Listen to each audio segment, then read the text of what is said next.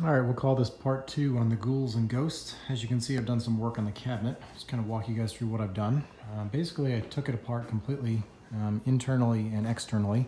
I removed the decals, which were quite difficult to get off after some time, but I did use a heat gun and got it off. I've decided that I'm not going to recover this side, either side. They're just really clean.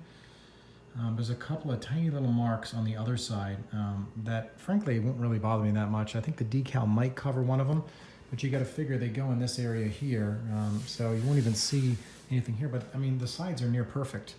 I'm thinking about removing this and this so I can repaint the back a nice flat black to match the cabinet, but the problem with that is I kind of like the way these old games have some character to them with the decals coming off, so I might mask them off and paint around them. So I haven't decided to do that yet. I got to get some paint to do that. Internally, kind of took everything out. I took the monitor out. I actually got a new piece of plexiglass made. This game doesn't come with glass, it comes with plexiglass. So plexiglass, cardboard bezel, the wooden bezel, and then the actual support bracket that you would sit the monitor in to drill the bracket into. There's your red, green, blue, black sync for the monitor. Here's your connector for your control panel, grounding wire. I took the coin door all apart, completely refinished it outside. Inside, I'm going to keep all the coin mechanisms and everything as is. The coin box was kind of a disaster. It had rust on top of it, so I haven't decided if I'm going to keep that or get rid of it.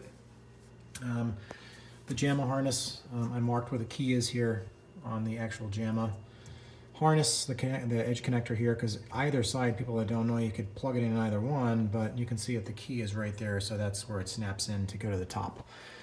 I ordered a new power supply because I'm not sure about this one, plus it just would look nicer. I took this out. This is actually free in here. I just don't have a place to put it in the garage right now, but I cleaned this entire thing out. The light doesn't seem to be working as well on this iPhone right now, but you can kind of see how clean it is in here. Power cable for the monitor. I'll go ahead and touch up the bottom of this cabinet as well. But as far as everything goes, it's really clean. I took off the control panel, as you can see, touched up some stuff. I'm going to repaint this a nice black to match the rest of the cabinet. I did peel off this vinyl that goes on the front here because it was kind of damaged in a few areas when I started to remove the stickers. There was a bunch of Texas coin-operated stickers or whatever there. I'll have to just kind of clean this off a little bit. There's a couple of little marks like this here that I'll have to sand down, but I mean, it's almost like glass here. The coin door is just kind of sitting in there temporarily, but you can see I refinished that in the cash box. I ordered some vinyl on eBay. Adhesive vinyl comes in a 24-inch by 10-foot roll. This is about 23 inches, I think, wide. So I'll go ahead and redo that. Obviously, I'll take the coin door off to do that, stick it on there, and then cut it with a piece of with a razor blade. Here's the other side. So you can see that there's like some kind of a mark here. Haven't quite figured out what that is. I've tried to remove it with simple green and some other stuff, but I think it's a scuff mark from something. But I mean, really, if you look at this side, it's near perfect. This is the mark that I saw here. Somebody looked like they colored that in. Really don't even notice it. And I'm thinking that the decal might kind of just cover that just a little bit. If it doesn't, that's fine. But there's really no reason to tear this all apart and redo it for really nothing. It's the on-off switch I showed you guys the last time. Here's the control panel. Took that all apart, took all the artwork off. One thing about doing with this is taking this to a metal shop and actually see if I can have them fabricated. There's a guy that made them on the KLOV forums, and I mean, they sold out so fast because everybody wanted one. That's a dedicated Ghouls and Ghosts panel, which is difficult to come by, especially in this condition. Usually they look like Swiss cheese. They're drilled holes all over the place for Street Fighter and every other damn game that people put in these cabinets. So I might have those reproduced. I got to find a shop to see if I can do it or not at a cost-effective rate. Here's the cash box. So this was where the rust was.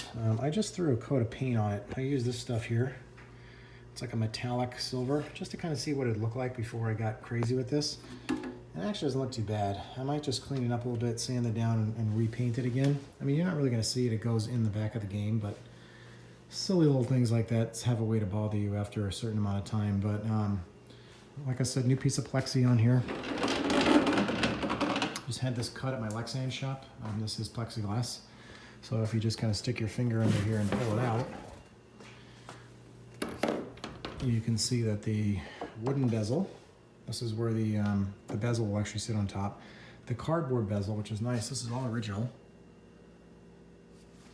And then there's the monitor frame that's attached to the cabinet there. And then there's a bulb up here, obviously.